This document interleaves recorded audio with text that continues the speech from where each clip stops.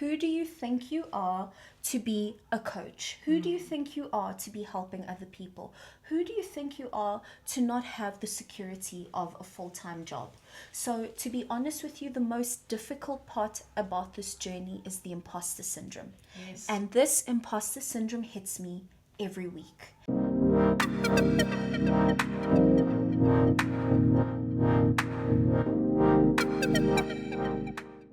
Welcome back to the Confident Alchemist podcast, a podcast for bold, strong women who is done playing small and ready to start that business and that life that they deserve. In today's episode, we are going to look behind every woman who ever felt stuck in a job that looked good on paper, but it was actually draining your soul. You are thinking about starting your own business, thinking about doing something that you really love, something that you are going to value. Maybe you're finally ready to choose yourself, but fear still whispers, what if I fail? What if I don't get it right? So my guest today knows exactly what it feels like. Chelsea da Gama. Chelsea da Gama is an award-winning life and relationship coach, a keynote speaker and a queen maker. But behind the title is a woman who also walked her own path and took the brave leap to start a fearless business of her own. So Chelsea, welcome. Thank you for having me. Oh, thank you. In this conversation, we are going to dive deep into what it takes to go from corporate safety to entrepreneurship. The identity shift, the mindset work, and the failures and the fears. And of course, the freedom that comes after you take that brave leap. So if you've been waiting for a sign, this is it. Let's dive in. So Chelsea, let's start at the beginning. So where did your journey begin and what led you to leave the path and to become an entrepreneur? Thank you so much, first of all, Debbie, for having me as part of a platform like this. I think it's such a thought-provoking conversation that is so necessary and definitely needs to happen. Where my journey started was during, the COVID-19 pandemic. Yes. When it hit, so let's look at end of 2019, 2020, I had to, leave my work because of the circumstances. There was people being laid off, or, it was becoming more and more difficult to work, like a lot of people, I think, can relate to something like that. Yes. And with me having left corporate because of those circumstances, I had to really think about what it was that I was passionate about. And I'm not sure if you experienced this, but COVID really, or rather that period when we were under lockdown and things like that, it really highlighted and made us look at ourselves, through a magnifying glass. Yes. And what is it that you're passionate about? What is it that you really want to do? Remember, everyone was baking. Everyone was making KFC from scratch, right? I did the beer. You did the beer from scratch. So, things like that. So I started going live on Instagram during that time. Remember, we had no entertainment. Yes. So just to give you a bit of a background, Debbie, I am a communication specialist. Okay. So that is what I do. I do branding, I do communications. I'm a communication strategist, actually. Yes. And I understand how to build a brand. Beautiful. And one thing I had at the time was a little bit of a community online, but I wasn't doing anything. I was just known as Chelsea da Gama, a average person on Instagram. And then I started using that community and I started this audience. So I would go live where I would just speak to my audience about anything until people started asking me relationship advice. Okay. And I have always been passionate about how people date and everything else. And I would tell people about, relationships, and people would tune in. And that's how it started. So I would go live 3 times a week. Imagine.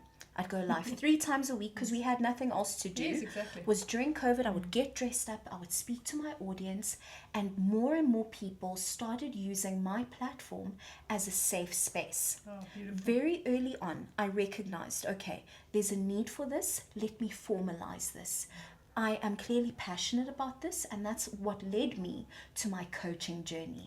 So I have combined my communications, qualifications with the coaching qualification, which I got from the Academy of Modern Applied Psychology, and I merged those two, and it just became what it is today. Oh, that's beautiful. Thank you so much. So what was your biggest fear that you had to face going into entrepreneurship, and how did you actually manage that fear? Debbie, I think like anyone, taking that leap, it's the most daunting thing, because you think, I am leaving the security of corporate. Yes. I am leaving getting a salary every month. I am leaving that safety net, the medical aid, the everything else. For me, my biggest fear was that scarcity mindset. It was a very big thing I had to overcome. So I was leaping into the unknown. I was thinking, how am I going to sustain this? And I believe everything was heightened during that period because our loved ones were passing away. We were uncertain of the times. Yes. So for me, that was the most fearful time. And what I did to overcome that was to literally be delusional. I knew that these were the end times. I was like, if I'm going to go, let me rather go out with a bang. Exactly. Yes. Let me go for everything I've ever wanted, because if not now, then when? Exactly. So I went in with a delusional mindset of, who am I not to achieve everything that I've ever wanted? Yes. So let me tell you something. I used to sit at my desk when I was working full time. And this was just before COVID hit. And I would Google life coaching courses. I would sit there, I'd go Google life coaching courses. I'd look at it and then I'd be like, no way, this, I could never do this. And I'd close it every single time. I'd open it and close it. That was my daily routine. Until when COVID hit, I started this going live thing, and that same course was marked down from I don't even know from what price, right down to the most ridiculous, most affordable price. And I said, you know what? This is the biggest sign for me to go ahead and do this course. Beautiful, yes. So that is how I overcame it. It was definitely with me believing that, you know what, I have nothing to fear. There's nothing I need to be afraid of, and I'm just going to go for it. I've lost everything. I had lost loved ones because of COVID. I'd lost my job. So what more could I possibly lose if not gain? So was there a moment in your path, in your quest, where you actually started questioning if you're going to make it or you're going to fail? And was there low points in your life when you started this whole business?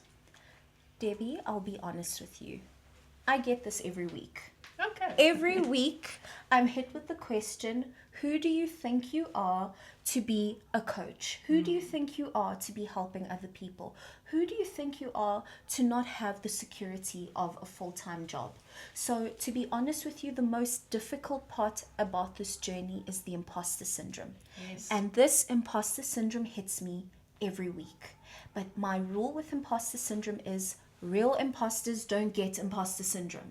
So when this imposter syndrome hits, which I find the most difficult thing about this whole journey, I have to go through it to get over it. Yes. So for me, that comes in its waves, and the imposter syndrome is the most difficult thing because it is so easy to go back to what you know. Yes. It is so easy to go to your safety net. It's so easy to say, you know what, I studied this thing.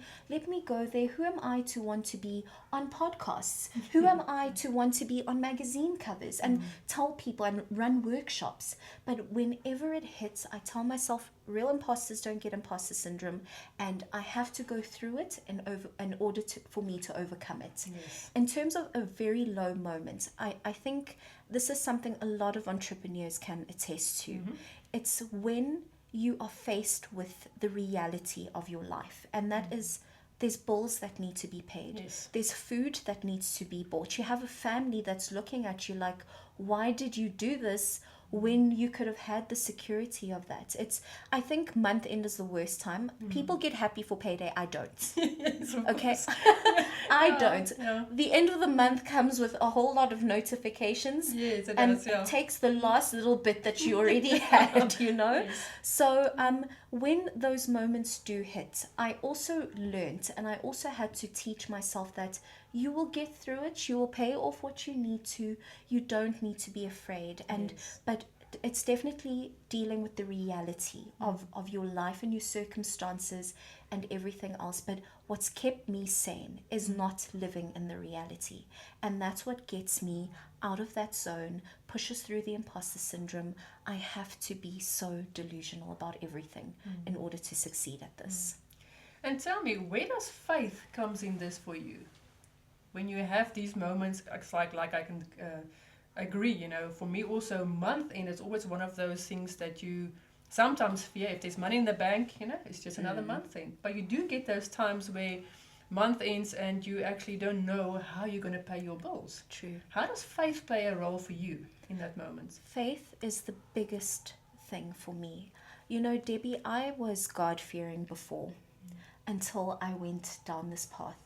And it has brought me, entrepreneurship will bring you so close to God, and whatever God looks like for you, Yes, right? exactly, yeah. But it will bring you so close to God. You literally have to live by the faith. There's nothing else. You actually have no other option.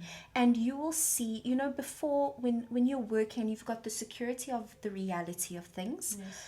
When you are an entrepreneur, you actively see God's hand in everything that you're doing.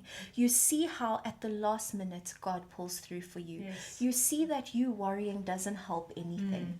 It's when I am regulated and calm and I pray and I hand it over, that's when that notification comes in, or that's when you get that gig. So faith is a very big part of this, and femininity is also a very big part of the coaching that I do. And I always tell women, you know, for me to be in my feminine energy, I am receptive. And that is the best way for me to receive the guidance and obedience that is required for me to be in tune with God. So, what mindset do you believe a woman from the corporate must have to actually go into entrepreneurship? You know, with mindset, right, and making that shift, it's very important that when you are going to take that leap, that everything as you know it is about to change. So you have to have that mindset of, I am no longer playing the game that I used to play. But also with entrepreneurship, it takes everything you've ever been taught and flips it on its head. You are quite literally going against the grain, and you are so removed from a system that you were born into. You know, this is a system that we're born into, and you just, you know, chained to the rhythm essentially. And when you make that shift, you need to know that this is not going to look like anything that I know it to look like. I cannot control the outcome of things. This is not the same as me looking for a job or me having my contacts in corporate or whatever else. This requires a different version of me. And when you are going to make that change, you need to be open to having a teachable spirit. Yes. And if you don't have a teachable spirit, you won't succeed, because you will come across the likes of Debbie, who is a coach who specializes in, you know, you making that shift. You can learn from her. You can also come across a singer or a dancer or an artist. Every single person can teach you something. So as you are on that journey, you must have the mindset to be a sponge and to learn and to transform. But don't go into this thinking you know everything. Don't go into this like, but I was the finance director, so who can tell me? I can kill it. No. This is not your mother's house. This is real life, right? This is real life, yes. This is real life, but most importantly, it's a life that's about to change, and you will see yourself blossom in the most beautiful way, but also you won't even recognize yourself. So be open to the change, be open to the changes and the shifts and the uncomfortableness of the greatness of who you are, because that's what's about to happen. So I do find that a lot of women stay stuck in a job that they already have outgrown. But they are so scared to take the leap and to leave the safety of the corporate job. So what would you tell these women that knows they have a calling and they know they can actually start something on their own, but the fear keeps holding them back? What would you tell these women? I would tell those women to leave right now. Okay, no. Let's give it up. Just leave everything. Go for everything. Go for your dreams. No, I would tell them, you know, do your research, of course. If you know that you are someone who prefers structure and security and the safety of that, you know, do your research before you take that leap. I Yes. would also say don't ignore your calling. What happens when you're in the corporate space is that your inner voice gets quietened a lot. Yes. And if you find that it pushes through and it's speaking to you, my advice is that you listen, but not in an impulsive way, because I don't think a lot of people are as brave as us, Debbie. So, you know, not in an impulsive way to say, you know what, I'm just going to go for it. I don't really care. But rather to start listening and being obedient to the calling in steps. Yes. And put systems in place that make you feel secure to say, I'm going to go for what I want. I'm going to start building this. Whether you started off as a side hustle, or maybe you work part-time and you're running your business part-time, or even if you are listening to this and maybe you're not a corporate person, but you could even be a housewife listening to this, Exactly. to say that, you know what, I am craving something more. And I would say be obedient to the calling. Yes. I will also say you have to be delusional. If not me, then who? Who am I not to be a change maker? Who am I not to impact the life of someone else? And the mistake people make, especially if you go on a path where you are advising people, we think we need to be perfect Yes. before we do that. But it takes all my failures and all my imperfections and all of my challenges. They serve more as a testimony for us to help those people and administer that healing process or whatever it is that needs to take place. So that's the advice that I have for them. Beautiful. Thank you. Chelsea, this was fire. Oh, thank You really do inspire me, and I'm sure that she has inspired a lot of women out there today who's ready to take that brave leap and to go from corporate into entrepreneurship.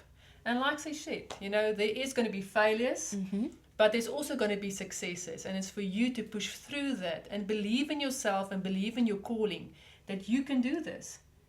So thank you very much, Chelsea, for being here and inspiring our listeners and our viewers. Thank you, and thank you for having me. So if you are listening right now and you feel that pull and you have that knowing that you are meant for more, don't ignore it. You don't have to have it all figured out in the beginning. You just have to decide that you are worth the leap. So if this episode resonated with you, I would like you to join our Confident Alchemist community. It's a free community for bold, strong women who are ready, who are thinking that they are ready to take the leap, because you don't have to do it on your own. Join this community of strong, bold women, and together we can help you with mindset tools, with business tools, to make you feel comfortable when you start taking that leap. I'll see you in the next episode with another dose of truth, boldness, and transformation.